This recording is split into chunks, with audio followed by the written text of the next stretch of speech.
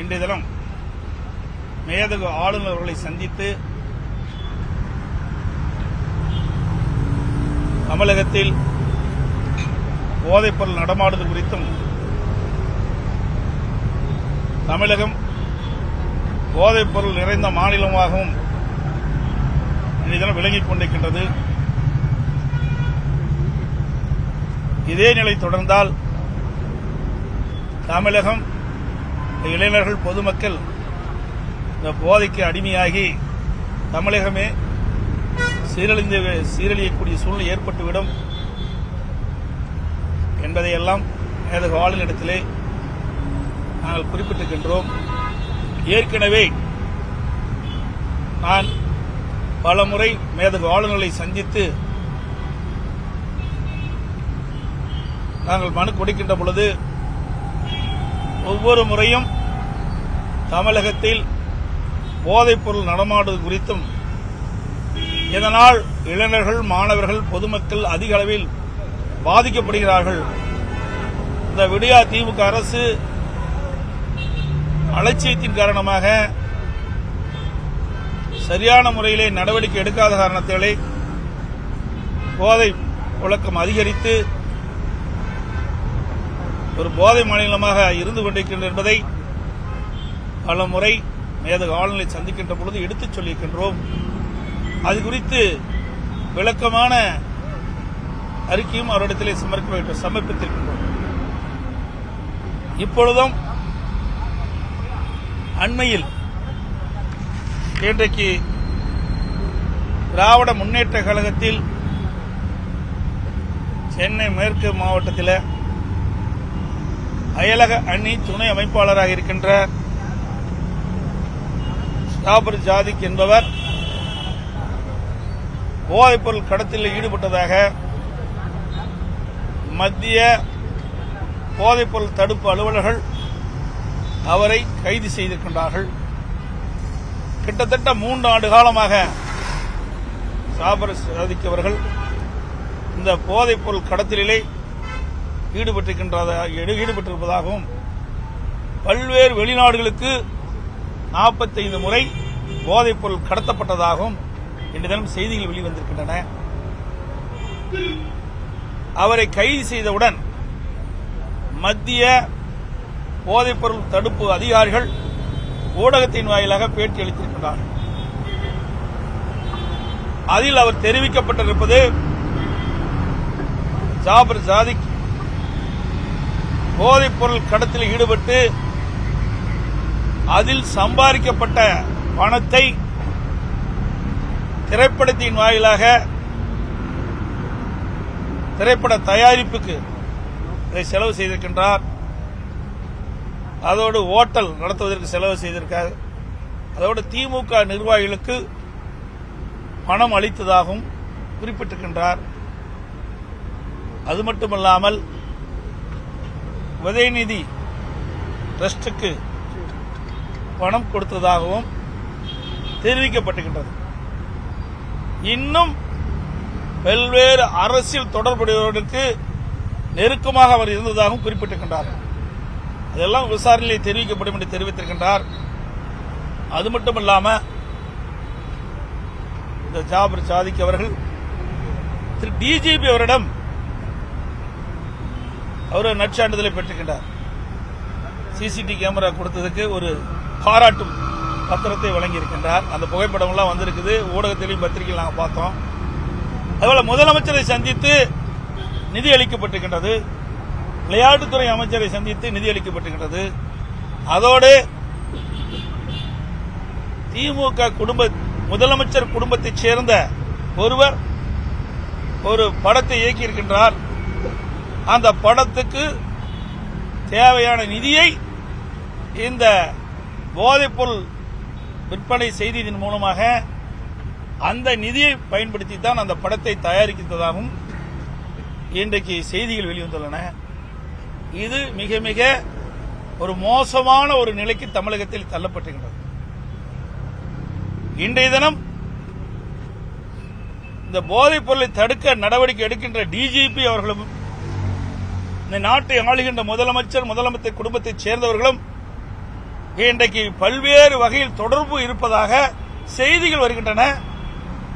இதனால் இதையெல்லாம் முழுமையாக விசாரிக்கப்பட வேண்டும். குற்றவாளிகளுக்கு தகுந்த தண்டனை பெற்றுத் தர வேண்டும். தமிழகத்தில் போதையில்லாத மாநிலமாக உருவாக்கப்பட வேண்டும். ஒரு துளி போதைப்பொருள் கூட தமிழகத்தில் விற்பனை ஆகாமல் தடுக்க வேண்டும் என்ற ஒரு நிலைப்பாட்டை மேதகு ஆளுநரிடத்தில் தெரிவித்திருக்கின்றோம். அதற்குண்டான நடவடிக்கை எடுக்க வேண்டும் என்றும் அவரிடத்தில் தெரிவித்திருக்கின்றோம். இந்த போதைப்பொருள் கடத்தலில் வந்த பணத்தை தான் இன்றைக்கு திமுக வைத்துக் கொண்டு இந்த தேர்தலை சந்திப்பதாகவும் செய்திகள் வந்து கொண்டிருக்கின்றன. இன்றைக்கு மோசமான நிலைக்கு தமிழகம் தள்ளப்பட்டதற்கு காரணம் திமுக தான். அதனால இதுக்கு தார்மீக பொறுப்பை ஏற்று முதலமைச்சர் திரு ஸ்டாலின் அவர்களும் அவருடைய மகன் திரு உதயநிதி ஸ்டாலின் அவர்களும் தங்களுடைய பதவியை ராஜினாமா செய்ய வேண்டும் என்று மக்கள் எதிர்பார்க்கிறார்கள். அது மட்டுமல்ல, 2019 ஆண்டே மலேசியாவுக்கு இதே ஜாபர் சாதிக் அவர்கள் போதைப்பொருள் கடத்தப்பட்டதாக வழக்கு இருப்பதாக செய்திகள் வந்திருக்கின்றன. இதையெல்லாம் பார்த்துக்கின்ற பொழுது இன்றைக்கு நேற்றைக்கு இந்த போதைப்பொருள் விற்பனை இவர் தொடங்கப்படவில்லை. பல ஆண்டுகாலமாக பல்வேறு வெளிநாடுகளுக்கு இந்த போதைப்பொருள் விற்பனை தொடர்ந்து நடத்தப்பட்டு வருவதாகவும் அதில் வந்த வருமானத்தை வைத்து உயர் போலீஸ் அதிகாரியிடத்திலும் முதலமைச்சர் குடும்பத்துக்கு நெருக்கமானவரை காட்டி இந்த போதைப் பொருள் எளிதாக தமிழகத்தில் விற்பனை செய்து கொண்டிருக்கிறார். இங்கிருந்து வெளிநாட்டுக்கும் இவர் இந்த போதைப் பொருளை விற்பனை செய்து கொண்டிருப்பது தெல்ல தெளிவாக ஊடகத்தின் பத்தின் வாயில தெரிய வருகிறது. அமைச்சர் ரகுபதி இப்ப சற்று நேரத்துக்கு முன்பு பேட்டி கொடுத்திருக்காரு. திமுகவை களங்கப்படுத்தும் முயற்சியில பாஜக ஈடுபடுது. இதுக்கு முன்னாடி ஐடி இடி போன்ற அந்த அமைப்புகள்லாம் செஞ்ச வேலையை இப்ப என்சிபி செய்யுது அப்படின்ற ஒரு குற்றச்சாட்டை முன் வச்சிருக்காரு. அதாவது அவரு நல்லா தெரிஞ்சுக்கணும், உண்மை செய்தி வெளியில் வந்துட்டது. இதை மறைப்பதற்கு என்னென்னமோ நாடகத்தை இன்றைக்கு திமுக அரங்கேற்றுகிறது. ஜாபர் ஜாதிக் என்பவர் சென்னை மேற்கு மாவட்டத்தில் அயலக அணி அமைப்பாளராக இருக்கிறார். இவர் முதலமைச்சரோடு போட்ட புகைப்படம் வெளிவந்திருக்கிறது. அதோட விளையாட்டுத்துறை அமைச்சர் உதயநிதி ஸ்டாலினோடு வந்திருக்குது. அவர் குடும்பத்தைச் சேர்ந்தவர் ஒரு படத்தை இயக்குநராக இருப்பதாக தகவல். அந்த படம் இவர் தயாரிச்சிருக்கார். ஜாபர் ஜாதிக் அந்த படத்தை தயாரிப்பதற்கான நிதியை வழங்கியிருக்கிறார். உயர் போலீஸ் அதிகாரி அவருக்கு ஒரு நற்சான்று பட்டத்தை வழங்கியிருக்கிறார். இதெல்லாம் பார்க்கின்ற பொழுதுதான் மிகப்பெரிய சந்தேகம் ஏற்படுகிறது. ஆக இன்றைக்கு அவரும் பேட்டி கொடுத்திருக்காருல்ல, எல்லா தொலைக்காட்சியில் தான் நாங்கள் பார்த்தோம். மத்திய போதைப்பொருள் தடுப்பு அலுவலர்கள் பேட்டியில் கொடுத்திருக்கிறார். இன்னும் நிறைய இதில் இருக்குது.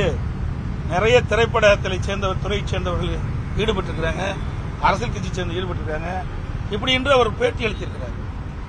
இதெல்லாம் பார்க்கின்ற பொழுது உரிய முறையிலே தகுந்த விசாரணை மேற்கொள்ளப்பட வேண்டும். அப்பொழுதுதான் உண்மை வெளிவரும். திமுக சட்டவிரோத நடவடிக்கையில் ஈடுபடாது. அப்படி ஒருவேளை ஈடுபடுதா இல்லையா என்பது விசாரணையில் தான் தெரியும். இவருக்கு எப்படி தெரியும்? விசாரணையில் தானே தெரியும். என் மீதெல்லாம் எவ்வளவு குற்றம் சுமத்தினாங்க. நீங்களும் பத்திரிகையிலும் ஊடகத்தை வெளியிட்டீங்களே. இவ்வளவு பெரிய செய்தி வருது, பல ஊடகத்தில் தெரிவிக்க மாட்டேங்கிறீங்க. இது வேதனைக்குரிய விஷயம். நீங்க பாத்தீங்கன்னா இவள் போதைப் பொருள் சர்வசாதாரணமா எல்லா பக்கம் கிடைக்குது. இது எல்லாமே ஒத்துக்கொண்ட விஷயம். இது எப்படியே தொடர்ந்து போனா ஒரு 6-7 ஆண்டு காலத்தில் போதைப் பொருள் நிறைந்த மாநிலம் மட்டுமல்ல, மாணவர்கள், இளைஞர்கள், பொதுமக்கள் அத்தனைக்கு இது அடிமையாகி தமிழகமே சீரழிந்து விடும். இது சாதாரணமாக எடுத்துக்கொள்ள முடியாது. இது எல்லாமே எல்லோருக்கும் பங்கு இருக்குது, ஒவ்வொருக்கும் பங்கு இருக்குது. இதை தட்டி கழித்து விட முடியாது. அப்படி தட்டி கழித்தால் நம் நாட்டுக்கு செய்த மிகப்பெரிய துரோகம். அதிமுக ஆட்சியிலையும் இதே போல குட்கா விவகாரத்துல பேரெல்லாம் இருந்ததுன்னு கூட ரகுபதி குற்றச்சாட்டு. அதாவது குட்காவுக்கு இருக்கு, நல்லா புரிஞ்சுக்க.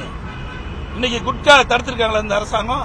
நீதிமன்றத்துக்கு போய் கோட்டை விட்டாங்களே, நீதிமன்றத்துக்கு போய் கோட்டை விட்டாங்களே. போதைப் பொருள் என்பது நல்லா பார்க்கணும். இன்னைக்கு எதுன்னு பாரு, கஞ்சா அதுக்கு அடிமை ஆகிட்டா தீர்ந்து போச்சு.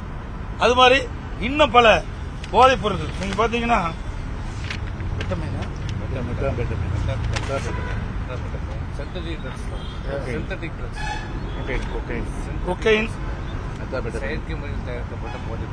செயற்கை முறையில் தயாரிக்கப்பட்ட போதைப் பொருள் அதை பயன்படுத்திட்டாங்களா, அதை தொடர்ந்து பயன்படுத்தி அவர் உயிருக்கு ஆபத்து ஏற்படும். நீங்க அண்மைக்கு பாத்தீங்கன்னா இந்த 10 நாள்ல மட்டும் எவ்வளவு போதைப் பொருள் பிடிச்சிருக்கிறாங்க. இதுக்கு முந்தியெல்லாம் பிடிக்கவே இல்லையே, காவல்துறை செயல்படலையே. ஏன்னா காவல்துறையும் அரசாங்கமும் இன்றைக்கு இந்த போதைப் பொருள் விற்கின்றவர்களுக்கு ஒரு உறவு ஏற்பட்டு சந்தேகம் அடைகிறது. அதனாலதானே இவங்க பிடிக்க முடியல. இந்த 10 நாள் எப்படி இவ்வளவு பிடிச்சாங்க? நீங்க பாத்தீங்கன்னா ஊடகத்தில் வந்த செய்தி தான் சொல்றேன். ஈரோடு மற்றும் நாமக்கல் மாவட்டத்தில் 10,000 போதை மாத்திரைகள் இன்றைக்கு எடுத்திருக்கிறாங்க. சைக்கோட்ரோப் என்ற போதை மாத்திரை. மதுரையில் சுமார் 180 கோடி மதிப்புள்ள 36 கிலோ மெத்தாம்பெட்டமைன் அதை பிடிச்சிருக்கிறாங்க. மண்டபம் கடற்கரையில் 108 கோடி மதிப்புள்ள 99 கிலோ ஹாசிஸ் அந்த போதைப் பொருளை பிடிச்சிருக்கிறாங்க. 90 கோடி மதிப்புள்ள 30 கிலோ மெத்தாம்பெட்டமைன் அதை பிடிச்சிருக்கிறாங்க. அப்புறம் எங்க கொடுங்கையூர்ல அந்த குப்பையில மொட்டலுமா போதைப் பொருளுக்கு கண்டுபிடிச்சிருக்காங்க. ஆக இந்த 10 நாள்ல மட்டும் இவ்வளவு போதைப் பொருளை கண்டுபிடிச்சிருக்கான்னு சொன்னா ஏன் இதுக்கு முந்தியில அவர் கண்டுபிடிக்கல? இதுக்கு என்ன காரணம்? இன்னைக்கு கூட அம்பத்தூர்ல. ஆக நீங்க பாத்தீங்கன்னா காவல்துறையுடைய செயல்பாடு சந்தேகத்துக்குரியதா இருக்குது. அரசாங்கம் சந்தேகத்துக்குரியா இருக்குது. இதற்கெல்லாம் முழு விசாரணை நடைபெற்றால்தான் உண்மை செய்தி வெளிவரும். நிச்சயமா யாரெல்லாம் இதற்கு சம்பந்தப்பட்டவர்கள் என்று நாட்டிற்கு நிச்சயம் ஒரு காலத்தில் வரத்தான் போது, அப்போது உண்மை நிலைன்னு தெரியும். இல்ல, அமைச்சர் ரகுபதி என்ன சொல்றாருன்னா, முதற்கட்ட விசாரணை இருக்கும் பொழுதே என்சிபி டைரக்டர் வந்து டெப்டி டைரக்டர் டைரக்டா பிரஸ் மீட் பண்றாரு. இதுக்கு முன்னாடி இந்த மாதிரியான சம்பவங்கள்லாம் இல்ல, டைரக்டா திமுக வந்து குற்றம் சாட்டுறாங்க. அவர் குற்றம் சாட்டுறது வந்து விசாரணை மீது சந்தேகத்தை ஏற்படுத்துது அப்படின்ற ஒரு விஷயத்தை விசாரணை இல்ல, அவருக்கு கிடைத்த தகவல் தான் சொல்றாரு. அவர் வந்து குற்றவாளியை கண்டுபிடிச்சிருக்காரு. ஏன் இவளுக்கு நடுக்கும்? இதான மடியில கனமுள்ள வழியில பயம் இல்ல, மடியில கணருக்காடி தானே பயம் வந்துட்டுது. இவரெல்லாம் நிரபராதி இருக்கிறனால ஏதாவது சந்திக்க வேண்டியதானே? ஏன் பயப்படுறாங்க? உங்களுக்கு எதுக்கு இந்த அச்சம் வருது? எதுக்கு இவ்வளவு பதற்றம் வருது? நீங்க தான் ஈடுபடல. ஆக ஒரு குற்றவாளியை கண்டுபிடிச்சிருக்காங்க. அவருக்கு கிடைக்கப்பட்ட தகவலை நாட்டு மக்களுக்கு சொல்லியிருக்காங்க. இதுல என்ன தவறு இருக்குது?